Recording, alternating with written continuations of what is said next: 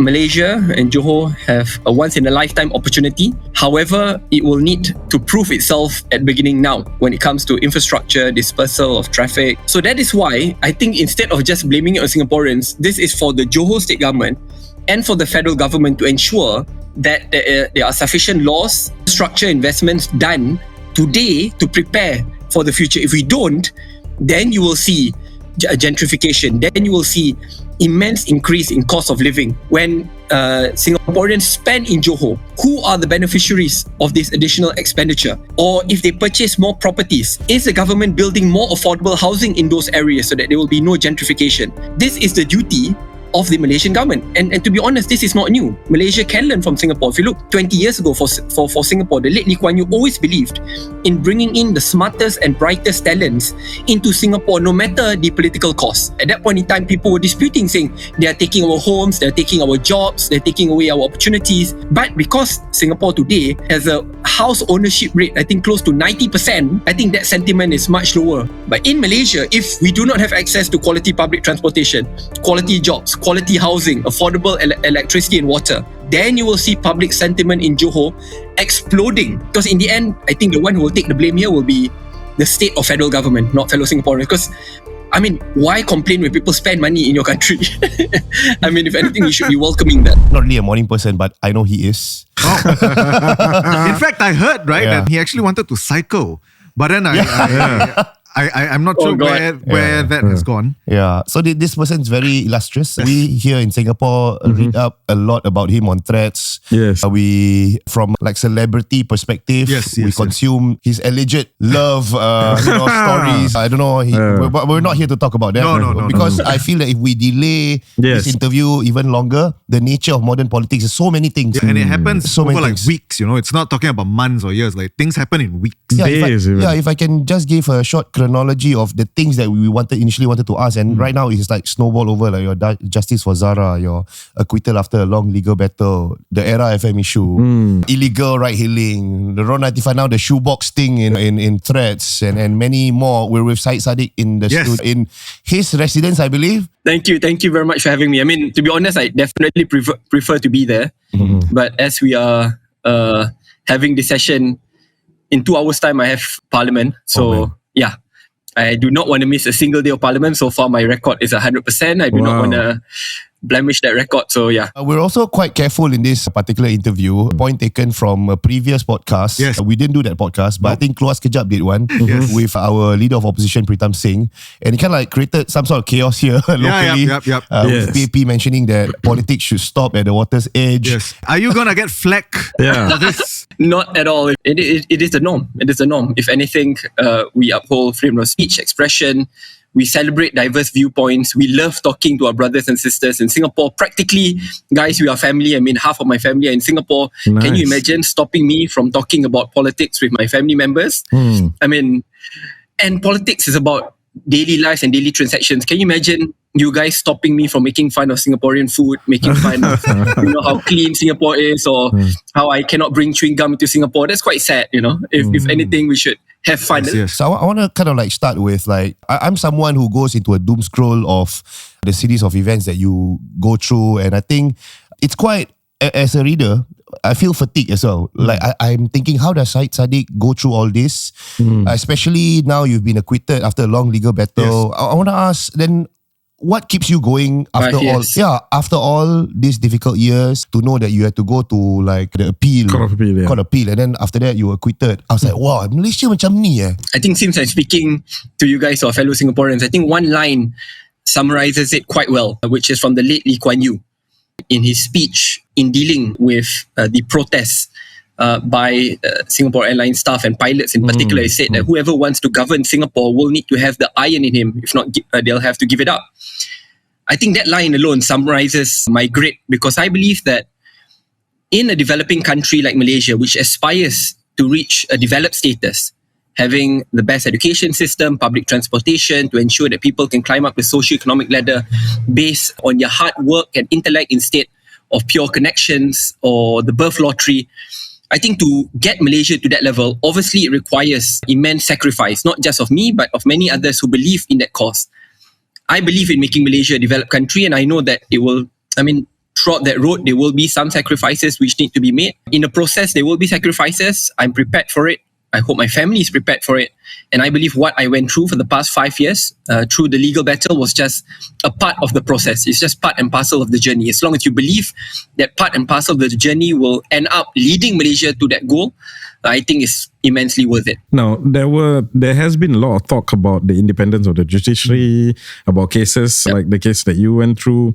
Now, what are your views on the recent changes to members of the judiciary there in Malaysia, and what is your hope for the future in terms of that judicial independence? I mean, judicial independence is of utmost importance because often the judiciary is looked as the final bastion of defense for those who are wronged. Because in Malaysia, the Attorney General and the Attorney General Chambers, the prosecutors are placed directly under the Prime Minister's office. Oh. So there is a belief that there is no separation.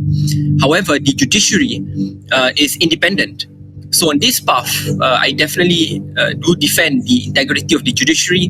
What has happened recently, where there was an overhaul of the judiciary, I think, was an indicator of where public pressure matters, because initially there were claims that specific names favoured by the Prime Minister were being pushed up to take over the chief, especially the Chief Justice post, the most important post. However, I think in matters like this, where it is so delicate, it is important to really go through the proper process, to engage transparently, because the appointment of the Chief Justice, arguably the most important role in Malaysia today after the Prime Minister, should really be done delicately, especially at a point in which the former Chief Justice, Tun Maimun, who's an exceptional lady, a stellar lady, the most impeccable lady in Malaysian history, at least during my timeline, being able to reform the judiciary, suddenly not having her tenure extended while other judges got their tenure extended, I think definitely will cause a lot of speculations, public speculations. And then suddenly when a much more junior judge who's seen to be favoured by the Prime Minister being pushed up, I think raised a lot of suspicion. Yeah, but I mean, the justice system also had an impact on your political career because, in Muda, I mean, you resigned, right, as the head of the party because of all this. But now you've been cleared. So, I mean, are things going to change there? Are you going to go back, or? I mean, I'm still a serving member of parliament. It's my second term in parliament. I'm still an MP for Muda. I'm still a member of Muda. But to rejoin the presidency, I told my party leaders, give me a little bit more time. Either way, we are about to have our party elections in a few months' time. I think it's best maybe that we go through the process. However, to answer your concern about the judiciary, I remember when the High Court decision came out, it took me by complete surprise. I mean, so much so, just to share, I mean, one day before the court decision, my lawyer, who's now a minister, Sir Gobind Singh, he was my lawyer then, brilliant guy, he called me up, he said, Saddiq, prepare to celebrate tomorrow. That was how confident we were, okay? The decision will be delivered at about 9 a.m. in the morning. The night before, I slept at 2 to 3 a.m. because I was hosting your former Minister of Foreign Affairs and International Trade, Sir George Yeo, a brilliant guy. But yeah, when the decision came in, and just to put it into perspective, the investigation took close to 2 years. The prosecution took another 1 year and a half. It was a super dragged out process. And then when the decision came in, the judge just read the decision without giving any reasonings behind it. The reasonings were only delivered about 1 year and a half after the decision. So practically, can you imagine, you've gone through about 3 years of prosecution and getting your case heard in court. You're going to suffer jail time, caning, and also a fine. Okay, that's about it. And no reasons were given.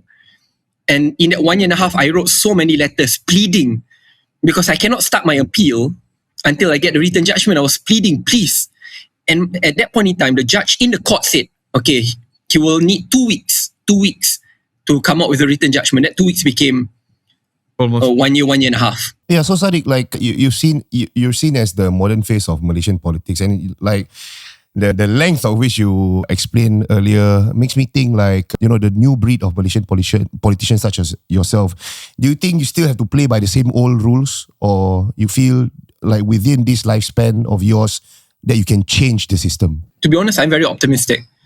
I'm optimistic not because of what I can do, but it's because of the average Malaysian who I speak to, listening to their aspiration of Malaysia, I get even more optimistic. The fact of the matter is, the average Malaysian is very hardworking, critical-minded, very outspoken. They're not as subservient as people put them to be. So on that path, I'm of where Malaysia is going, because any government which fails to fulfill the aspiration will be reprimanded. Malaysians today demand for the best of services, especially, for example, in Johor, you open your television, you'll get Channel 5, you'll get MediaCorp. When you cross the border, you will see what a good civil service, what good public transportation is like, and then you'll definitely demand for that in your country. And the fact that 500,000 people commute daily. What I'm going through, to be honest, I treat it as an opportunity. I don't treat it as a form of great adversity which will pull me down. For an example, when I lost my allocations for MOA, to put it into perspective, a member of parliament will get about 20 million ringgit every term. So that's divided into 5 years. So 4 million ringgit a year. But once you are in office, immediately that 20 million ringgit drop to 0 ringgit. But for me, instead of just saying, the typical excuse, I'm in opposition, I have no money, I think that's very lazy. I tried doing modeling, dancing, doing TV commercials, TV ads. I sold kurta. I did a crowdfunding campaign where I ran from MOA to parliament. I actually think because of the adversity, not only am I able to outrace what government would actually give to fellow Johorians, but above and beyond that, I learned so many different skill sets. So to be honest, I think that adversity now has been converted into an opportunity. So, there was one part earlier when you were talking about how the young Malaysians of today are, in your opinion, less loyal to a party.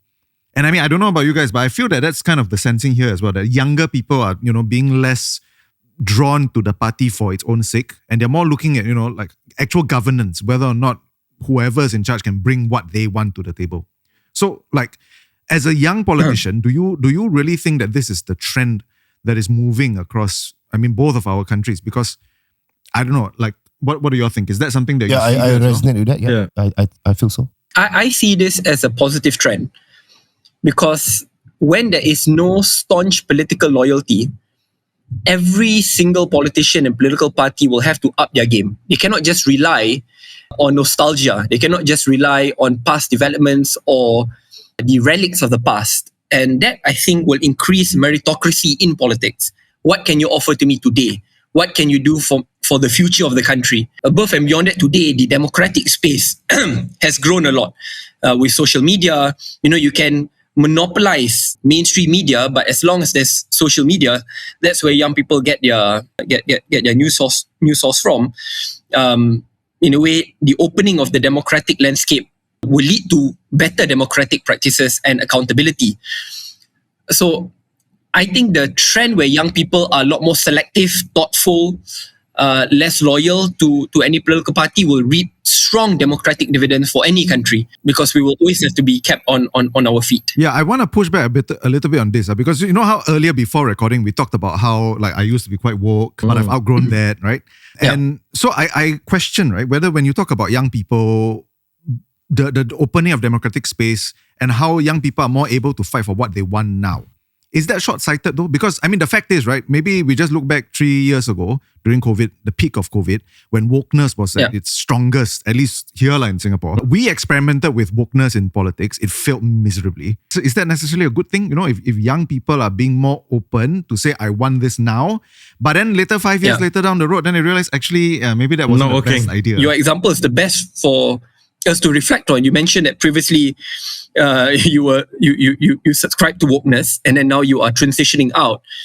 That shows how when you read, the more you know about things, the more you can transition out from a particular ideology. So I think the changing of opinions based on what is presented to them is great, because it keeps everyone on their feet. I understand you mentioned, but what about young people who are myopic, you are short-sighted? But the fact of the matter is, being long-termist, being able to be far-sighted is definitely part and parcel of young people's calculation, because in the end, it will be the young who will inherit the future of the country.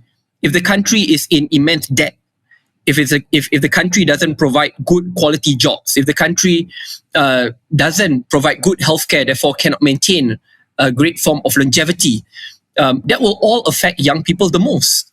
So if anything, I think young people are more long-termist. They care for the country because in the end, the failures and the success of the country will be inherited by your generation. I think one of the things, I come from a slightly more older generation. Yep.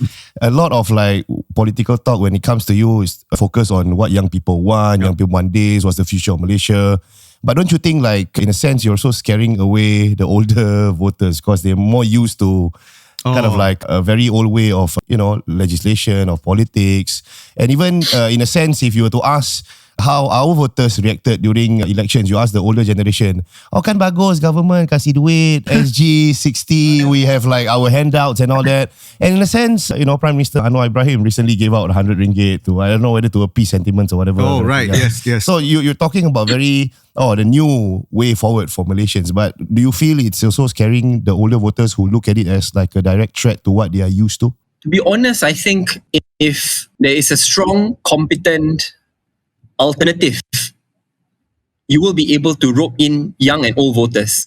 Because I believe the older generation would want the same thing, want to see a Malaysia with good quality healthcare so that they can retire well, a Malaysia with good public transportation so that they will not get stuck in traffic for 2 hours and reduce their stress level, a Malaysia in which they can hand over to their children knowing that Malaysia will be better than where they first started off. So I'm actually a lot more optimistic, despite the fact, that my party is called Muda, right? Which is young. But in reality, the more people we engage of the older generation, the more we realize that they themselves are fed up with what's taking place, Same old batch of leadership, same political tussles, infightings, like never before. The lack of a young blood or young gen coming up. In Singapore, your political transition happens so peacefully. And it's almost like competition from 1 gen, 2nd gen, 3rd gen, 4th gen. There'll be 3 or 4 leaders. One of them will get it. In Malaysia, it's like 1 gen, and then it never progresses. It's the same old leaders fighting for the past 20 to 30 years. So there's no 2nd or 3rd crop coming up. I mean, in Singapore, by the time a leader turns in their mid-50s, they're like, okay, you cannot become Prime Minister anymore. In Malaysia, by the time you turn mid-50s, okay, you can become a Member of Parliament. Okay, forget Member of Parliament. Prime Minister, 70s and above. Right? So, I think this is where Malaysia can learn from Singapore. No, I was just reading something about this actually, like how the age of politicians around the world in some parts of it's actually aging like crazy. It's like like you said, in the 70s. Yes. Whereas over here, actually, Singapore, right? Like we're quite young. Like if you look at the new crop of ministers and the people that are just announced through the cabinet reshuffle, right? Like it's relatively young. So in that sense, there is still that level of renewal and rejuvenation. I don't think I'll comment as much on the Malaysian side of things. No, but leave you to do that. But that's the thing, right? I commented already. For you. No, but that's where we can learn from Singapore. to pick up from both the last questions and his answer, you see the future of politics will have a direct impact on the future of the stability of the country. And if we were to look at the last 3 to 4 years, I think Malaysia has been enjoying an impressive amount of foreign direct investments. The economy is relatively stable. Yes, there's a lot of talk about currency, but beyond that, arguably the last 3 years have been the best in the last 10, so to speak. Now, if there is a constant strive for change, how do you think the future of the economy is going to be impacted, especially if there's going to be another round of political reshuffle that might affect foreign or international support? I think, despite the fact that I'm in opposition, I'm not a fan of a change in government somewhere in between. I believe that a change in government should only take place with the mandate of the people via election. So that's why even when I could politically benefit from a change in government halfway, like in 2020, in Malaysia, we had this very notorious Sheraton move where the mandate changed halfway in through political defections. I principally stood against the move, despite the fact that I could benefit from it. I was offered to become a minister, to become the youth chief of the new coalition then, but I thought it was an unprincipled move. It was wrong. It's bad for Malaysian democracy. So I'm against it, and that stance continues until today. So to answer your concern, I think this government should be given a mandate to govern until next election and then return it back to the people and let the people judge based on their 5-year service, right, to the people. So touching on Rahman's point about cross-border and international support, right? I mean, we just had our NDI yesterday where our Prime Minister announced that there's going to be like a 5 times expansion of Woodlands checkpoint. Yeah. I mean, I think many Singaporeans are looking forward because there's going to be the special economic zone as well. There's going to be the RTS link very soon. And I mean, with the world as it is now, it feels like, you know, the ASEAN people got to stick together. So what's your view on that future? Definitely. I mean, like where do you see our relations go? And Muar is in Johor, right? Yeah. Of course. Yeah. Of course. I mean, I on this part, I am overly optimistic. I'm in general a very optimistic guy. On this, I'm overly optimistic. I mean, my dream for Malaysia and Singapore, I mean, slightly shorter than just us merging together. It's just slightly below that. You don't want to go there, bro. You don't want to go there. That's why I couched my statement. I say just slightly lower than that. You know, I believe that because our people are so united, practically today we are family. I mean, when I say family, bloodline, you know, that's why today if you piss off a Singaporean, effectively you are pissing off a Malaysian as well. Because it's either a Malaysian who knows a Singaporean working there or is a family member to that Singaporean. So you don't play anymore. So practically, if you ask me, I think the sky is the limit for our relationship. The Johor-Singapore Special Economic Zone is just a beginner, right? In terms of ensuring that the congestion in the causeway can be resolved, RTS connecting our country better, QR system to ensure that the flow of people would be much, much better. More investments, not just in terms of purchasing of properties, but also specific investments to Johor, which will complement Singaporean businesses. Singapore placing a moratorium on investments of data centers, which in the end led to a data center investment boom in Johor. 44 data centers being approved, 160 billion ringgit worth. And people forget we need to thank Singapore for that because Singapore placed a moratorium on data center investment, which we understand why. Because you guys are very expensive, water, electricity, and finite land. So do you see where we can complement each other to a great extent?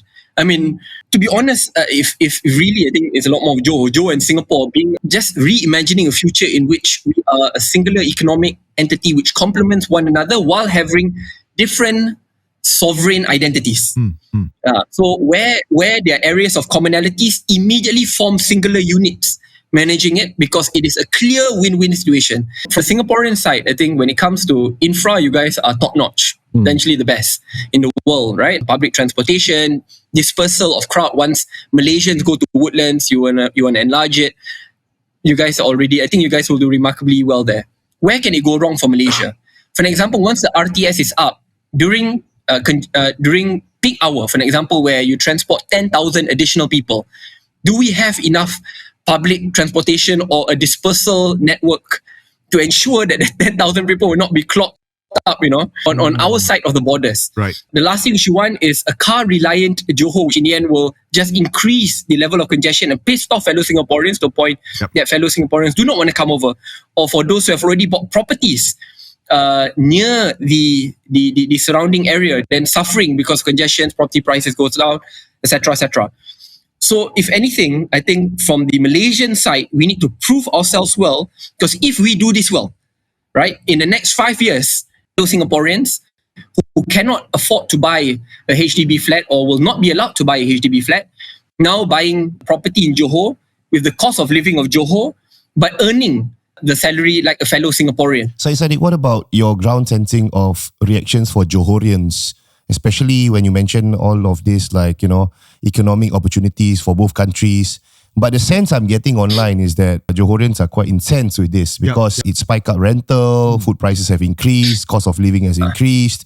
In fact, the Chief Minister was doing it, right? Yeah. So as Singaporeans, we are also concerned, like as much as we want to drive economic prosperity for both sides of the country, but also we don't want to be seen as upsetting Johorians in terms of their way of life. Your thoughts, have you been speaking to Johorians on this? That's why I couched my statement before. I said that Malaysia and Johor have a once-in-a-lifetime opportunity. However, it will need to prove itself at beginning now when it comes to infrastructure, dispersal of traffic. So that is why I think instead of just blaming it on Singaporeans, this is for the Johor state government and for the federal government to ensure that there are sufficient laws, sufficient housing, structure investments done today to prepare for the future. If we don't, then you will see gentrification. Then you will see immense increase in cost of living. When Singaporeans spend in Johor who are the beneficiaries of this additional expenditure? Or if they purchase more properties, is the government building more affordable housing in those areas so that there will be no gentrification?